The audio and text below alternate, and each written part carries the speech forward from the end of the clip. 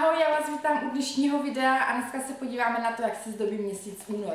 Takže mám připravený svůj YouTube plánovač a svůj diář a pustíme se do toho.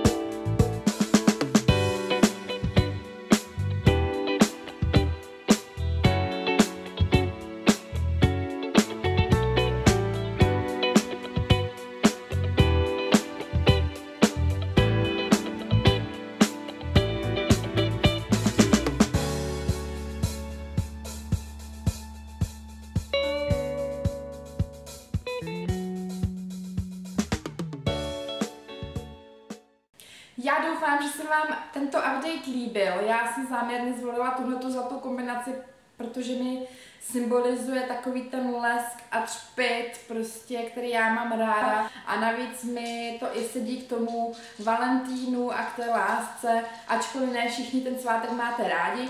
Takže já jsem si tuhletu kombinaci takhle zvolila záměrně.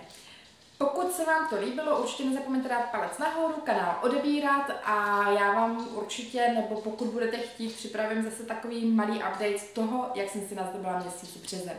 Mějte se hezky a zase někdy uvidíme. Ahoj!